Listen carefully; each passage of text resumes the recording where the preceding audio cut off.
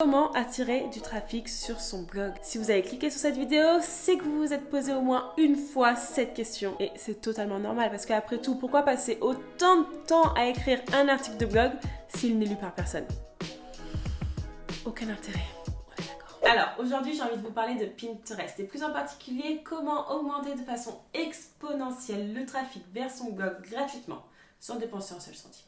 Je vous promets. Je vais donc vous dévoiler la stratégie qui fonctionne pour moi. Par exemple, comment je crée le design de mes épingles, comment j'écris la description de mes épingles avec les bons mots-clés pour que ce soit bien référencé sur la plateforme, combien de fois j'épingle par jour, est-ce que je le fais manuellement, est-ce que je le fais automatiquement. Bref, je vous montre tout simplement comment j'arrive à attirer du trafic sur mon blog grâce à quelques petites techniques que je mets en place sur Pinterest. Mais avant, attendez, parce que je sens que je vais avoir soif parce que je vais beaucoup parler dans cette vidéo, donc je vais juste me préparer un petit café macchiato caramel pour m'hydrater. On revient tout de suite après, je vais le préparer.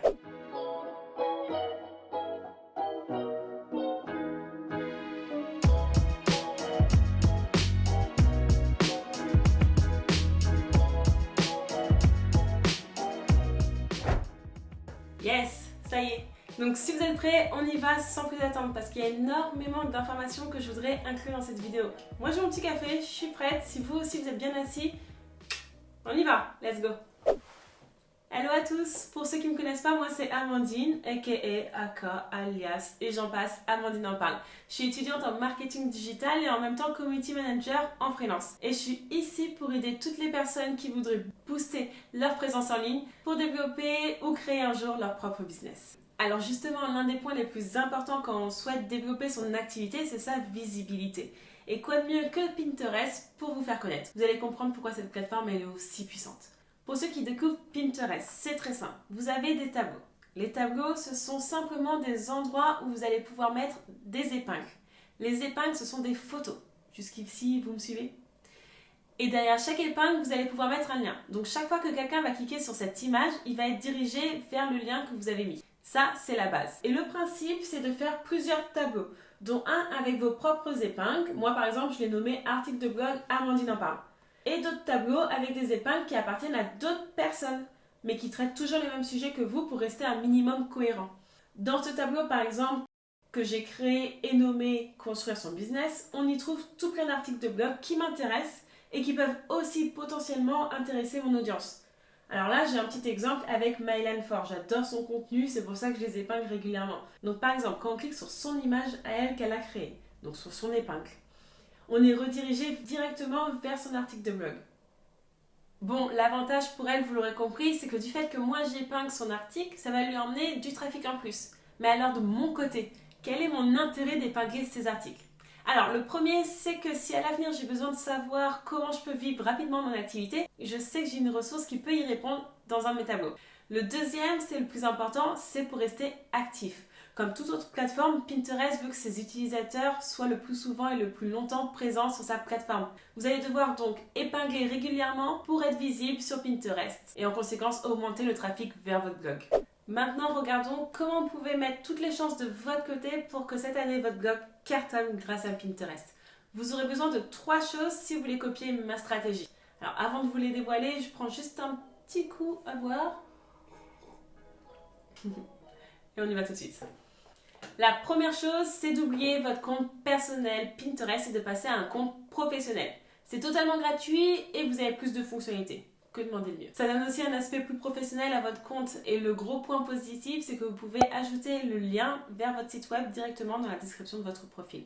Chose que vous ne pouvez pas faire avec un compte personnel. La seconde chose dont vous aurez besoin, c'est d'un outil pour créer des visuels qui donnent envie aux autres de cliquer dessus. Personnellement, j'utilise Canva pour l'instant et franchement, je l'échangerai pour rien au monde. C'est un outil simple, gratuit, pratique, bref, j'ai pas trouvé mieux franchement pour l'instant sur le marché. Donc si vous n'êtes pas né avec un talent de graphiste, je vous conseille d'utiliser cet outil génial. Et la dernière chose dont vous aurez besoin, c'est d'un compte Tailwind. J'ai découvert cet outil il y a à peu près 1 an. Au début, je m'en servais pour programmer mes posts Instagram, c'est pas vraiment son utilité. Et au fur et à mesure, j'ai compris à quoi vraiment servait Tailwind. Et là, ça m'a fait gagner un temps de malade. Après, tout à l'heure, je vous disais que sur Pinterest, il fallait être régulier, il fallait épingler régulièrement. Donc pour ceux qui ne l'auraient pas très bien encore compris, épingler, ça veut dire enregistrer des images dans un de nos tableaux. Et en faisant ça, on donne un petit signal à Pinterest en disant « Coucou, je suis bien active sur ta plateforme, mets-moi en avant s'il te plaît ». Donc voilà, si vous voulez avoir plus de trafic, plus de visibilité, il faut être présent régulièrement, épinglé régulièrement sur la plateforme. Et Tailwind est là pour vous faire gagner du temps et épingler automatiquement à votre place. En tout cas, pour le moment, vous avez le droit à un essai gratuit qui vous permet de programmer sans épingle. Je vous mets le lien juste en dessous de la vidéo dans la barre d'infos. Maintenant, on peut enfin entrer dans le vif du sujet et parler stratégie. Alors oui, il y a beaucoup de choses à dire sur la stratégie de marketing de Pinterest, comme par exemple la recherche des mots-clés, les tableaux collaboratifs, la sponsorisation, bref, il y a énormément de choses. Mais dans cette vidéo, j'ai envie de vous parler d'optimisation. Comment optimiser votre profil Pinterest. Une fois que vous avez créé votre compte Pinterest et que vous l'avez paramétré en compte professionnel, bien sûr. Bien sûr. Vous allez créer vos épingles. Donc moi, de mon côté, avant de mettre mon article de blog en ligne, je vais réaliser plusieurs épingles pour le même article. Mais alors, pourquoi faire ça ? Pourquoi en faire plusieurs? En fait, ça va tout simplement multiplier les chances que mon épingle soit vue et donc multiplier les clics vers mon site. Grâce à cette stratégie, je peux analyser quel type de design fonctionne pour moi et lesquels ne fonctionnent pas tellement. Bon, et c'est pas l'unique raison qui me pousse à créer plusieurs épingles. C'est aussi pour diffuser plus souvent mon contenu. Et oui, qui dit un visuel dit épingler qu'une seule fois. Bon, c'est pas l'idéal hein, si on veut avoir une présence régulière sur la plateforme. Vous l'aurez compris, créer plusieurs visuels, ça permet en fait, en quelque sorte, d'être plus présent. Comment je fais pour créer mes visuels? Tout à l'heure, je vous avais dit que je passais par Canva. Je pense que pas mal de monde connaît l'outil Canva. Si vous ne le connaissez pas, c'est pas grave. Vous apprendrez à le connaître, vous inquiétez pas. Et je suis sûre que vous allez tomber amoureux. Je crée sur Canva un modèle au bon format. Pour ceux qui ne le savent pas, c'est du 1000 par 1500. Et inutile de vous en rappeler, vous avez juste à marquer sur la barre de recherche épingle Pinterest. Et vous retrouverez tout plein de modèles aux bonnes dimensions. Vous pouvez vous inspirer des visuels déjà créés et remettre à votre goût en changeant le texte, l'arrière-plan, tout ce que vous voulez.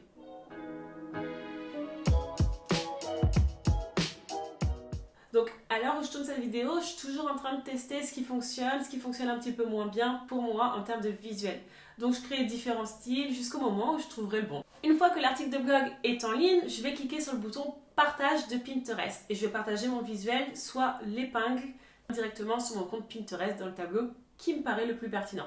Et c'est super méga important de bien choisir le tableau dans lequel vous allez placer pour la première fois votre épingle. Vous devez placer votre visuel dans le tableau le plus pertinent que vous avez. Passons à la prochaine étape. Vous devez écrire la description de votre épingle.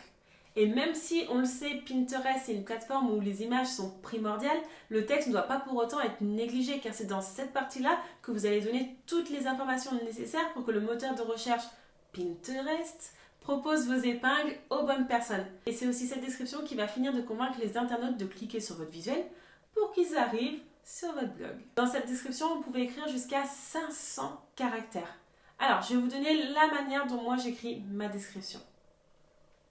J'explique en quelques phrases le contenu de mon article, mais pas trop parce qu'il faut quand même laisser un petit peu de suspense pour que l'internaute ait l'envie de cliquer sur le visuel pour en savoir plus. Et là où j'apporte une attention particulière, c'est sur les mots-clés. Je les insère de manière naturelle dans mes phrases. Pour trouver les bons mots-clés, mettez-vous à la place de l'internaute et demandez-vous qu'est-ce qui pourrait marquer sur la barre de recherche de Pinterest pour tomber sur votre épingle. Ensuite, à la fin, je mets généralement un appel à l'action, quelque chose qui va inciter les internautes à aller plus loin. Et je finis par ajouter 3-4 hashtags cohérents avec mon contenu. Alors, combien d'épingles je partage par jour? Super question. Personnellement, j'épingle entre 15 et 20 visuels par jour grâce à Tailwind. Sans cet outil de programmation, je ne vais pas vous mentir, je serais incapable d'en faire autant. Ça prendrait beaucoup trop de temps dans une journée. On a beaucoup de choses à faire quand même, je pense. Vous et moi, tout le monde ici sur cette planète. On ne peut pas être tout le temps sur un seul outil.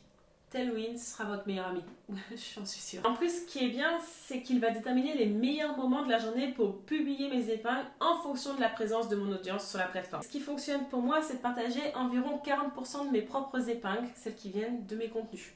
Donc, si on y réfléchit bien, Je partage, on va dire, 20 épingles par jour. Donc ça signifie que dans ces 20 épingles, il y en a 8 qui sont à moi. 8 épingles tous les jours. Et vous devez sûrement vous dire, mais attends, j'ai absolument pas 8 épingles à partager tous les jours sur mon compte Pinterest. Alors comment c'est possible? Comment je peux faire? Comment Amandine, t'arrives à faire ça? Je veux la solution. Je suis là pour ça. Voici ma technique. Toutes les épingles que je les partage dans chacun de mes tableaux.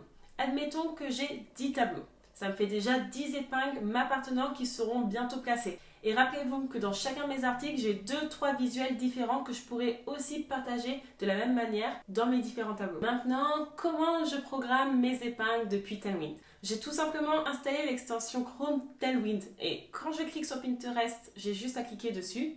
Hop, sélectionner toutes les épingles qui m'intéressent. Et une fois que c'est fait, plus qu'à programmer tout ça.